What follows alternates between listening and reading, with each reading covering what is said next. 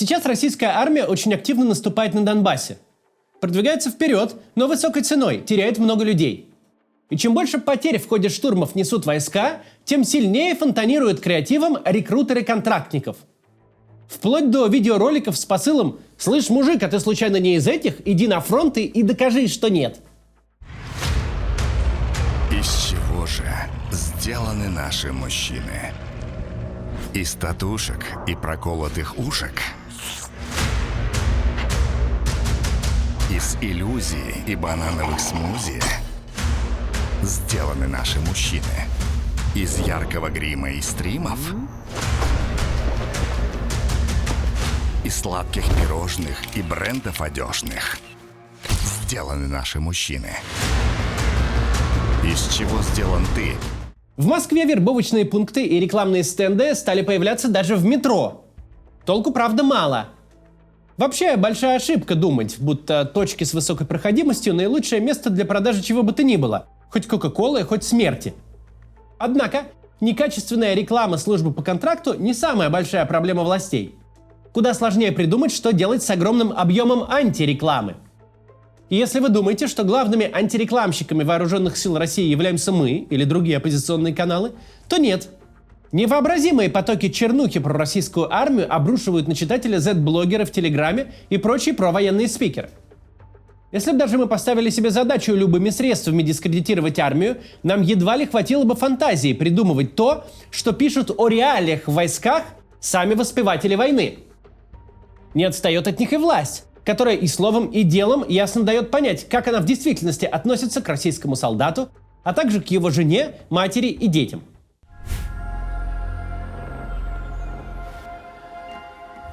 Не считая серии взрывов на важнейших арсеналах российской армии, которые скорее напоминают детонации небольших атомных бомб, не считая них, главной темой обсуждения в провоенной среде стала печальная судьба Гудвина.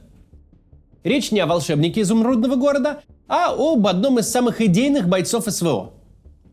Дмитрий Лосаковский, он же Гудвин, был юристом и финансистом, а в 2001 году получил высшее образование аж в Швейцарии, в городе Монтрё.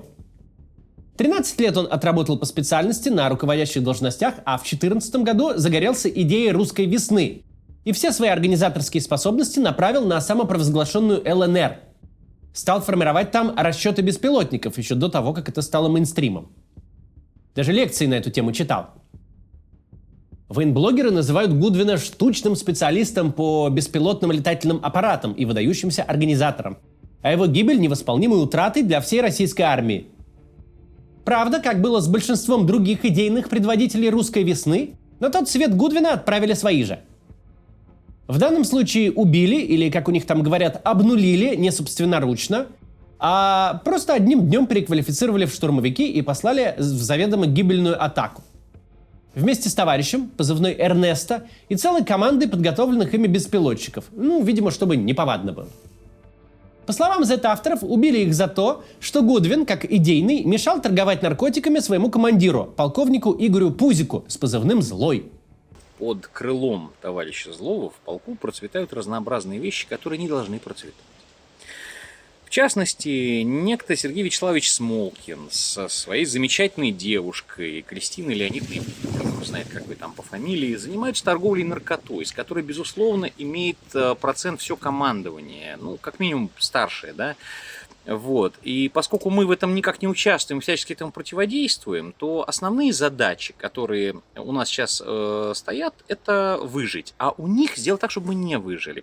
Военблогеры после гибели Гудвина подняли такой шум, что даже Минобороны, не склонные реагировать на ропот в Телеграме, пообещала разобраться и сделать выводы. Вот только Z-блогеров понесло. Они начали писать, что наркоторговля – явление в войсках вообще-то массовое. И что зачисление неугодных бойцов в штурмгруппу – узаконенный способ их убить. Это, кстати, прямая цитата из личного блога одного из основных авторов Ридовки, канала на почти 3 миллиона подписчиков. Практика убийства подчиненных методом отправки их в самоубийственный штурм массовая. Попасть в отверженные можно миллионом разных способов. Например, отказаться каждый месяц отдавать по 40-70 тысяч рублей на нужды подразделения. У меня десятки случаев, а их может быть больше. Вот сейчас вот прямо пишут, что такая же ситуация происходит. Отправляют на штурм, да. Те, кто отказывается платить, в общую кассу. Там один человек заплатил сначала в августе 40, сегодня мне требует 70 тысяч. Я отказываюсь, и меня отправляют в штурм. Поборы в российской армии были и в мирное время, но сравнительно небольшие, на всякие там расходники вроде картриджей для принтеров. А потому что где же взять картриджи, ведь на службе и чихнуть нельзя без заполнения отдельного журнала учета чихов. Куда уж там бумажку напечатать. До войны надо было периодически скидываться и на новые аккумуляторы для машин, например. Но сейчас под формулировкой «нужды подразделения» подразумевается нечто посерьезнее. Дань командиру, чтобы тот не убил тебя руками неприятеля. Уходит на такую дань до трети всего денежного довольствия военнослужащего, а иногда и больше. Впрочем, чтобы впасть в немилость, не обязательно отказываться платить, начинать качать права или требовать соблюдения законов и воинских уставов. Цитирую прям. «Мне известен случай, когда один полковник отправил водителя из подразделения обеспечения в штурмовую роту только за то, что тот погладил его собаку». Это цитата из Z-канала «Записки ветерана». Что касается злого Пузика, которого военблогеры обвиняют в гибели Гудвина и его товарищей, то на защиту полковника публично встал его знакомый Владимир Соловьев. Дескать, нечего на командира пенять. Такое уж солдатское дело в атаке ходить.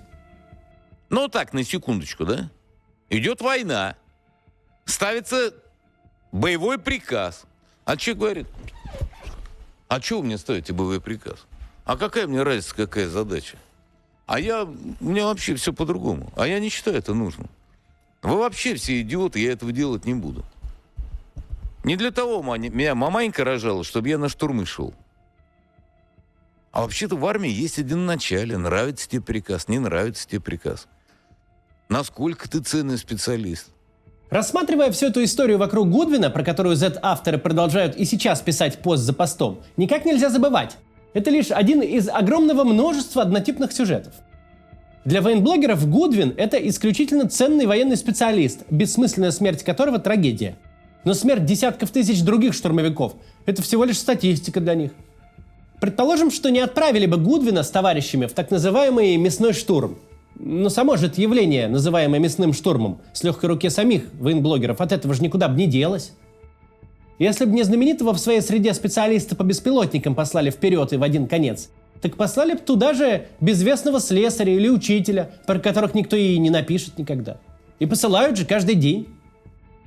Для командиров, которые давно не верят ни в какое великое и общее дело, или в цели какие-то войны, которые и в своей офицерской среде жрут и подставляют друг друга за милую душу, для них все эти штурмы стали просто новой валютой. Когда нет какой-то объединяющей, понятной и важной для каждого цели войны, такой цели, на которую хочешь не хочешь, а надо работать сообща, когда такой цели нет, каждый занимается своими личными интересами. А на этой войне такой цели быть не может. Всем же понятно, что она бессмысленна и ни зачем не нужна. Так вот, когда происходит так, то торгуют на фронте что наркотиками, что материальной частью своего полка, меняют места в штурмовом отряде на деньги и обратно. Если еще на этапе вербовки в войска постоянно подчеркивается, что служба в армии – это просто про бабло, то почему в самих воюющих войсках должно быть как-то иначе?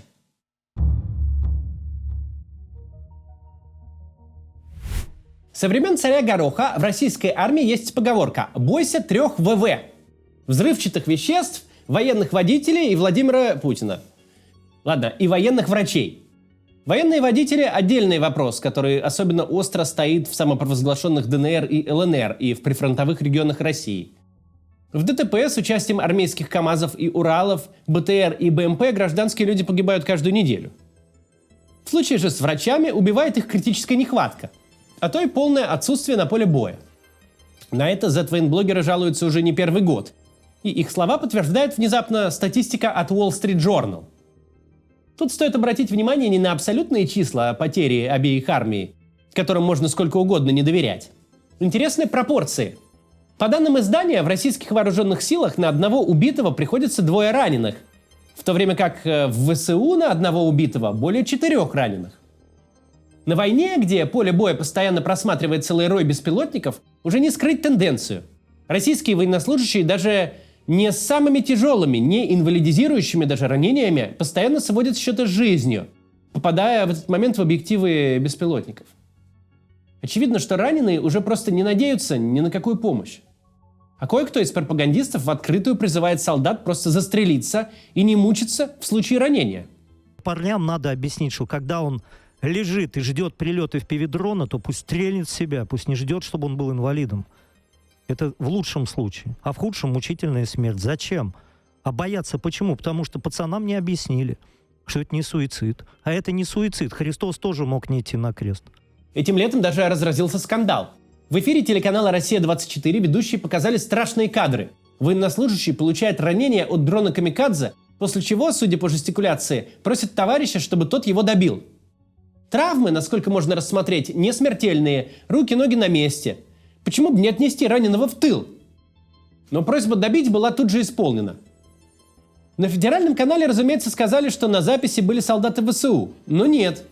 Ведущих поправил тогда Руслан Левиев, который по воскресеньям выступает на нашем канале со сводками. На видео оказались российские военные. А подтвердили его слова в итоге, как нетрудно догадаться, Z-блогеры. Вероятно, раненые добровольно переходят в категорию убитых, потому что понимают, даже если их вдруг вытащат, перебинтуют и загипсуют, то все равно в этом вот ровном виде отправят в следующую атаку, безо всякой реабилитации.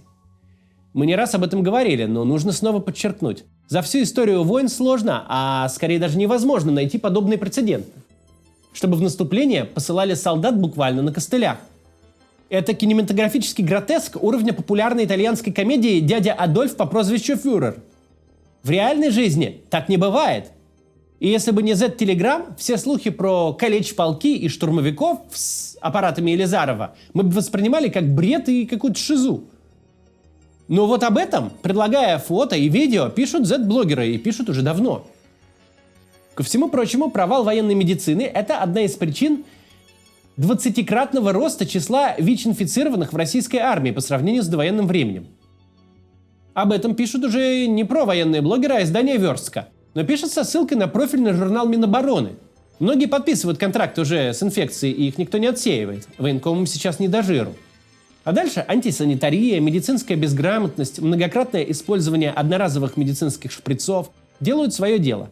Эпидемия ВИЧ, которая в России есть и на гражданке, в армии приобретает уже совсем катастрофический размах. Время от времени и Z-авторов, и руководство прорывает на откровение насчет того, кто сейчас соглашается идти воевать. В начале года красноярский депутат Вячеслав Дюков посетовал, что служить записываются, цитирую, «алкоголики, бомжи, бичи и зэки». Местного парламентария за такую дискредитацию армии тогда исключили из «Единой России». Но спустя полгода схожая риторика зазвучала уже в стенах Госдумы, высказался депутат от КПРФ Ринат Сулейманов. «Мы почему-то армию свою превращаем в какую-то банду батьки Махно из преступников, уголовников и так далее. Сегодня мы набираем какие-то маргинальные элементы и пытаемся из этого конструировать наши вооруженные силы.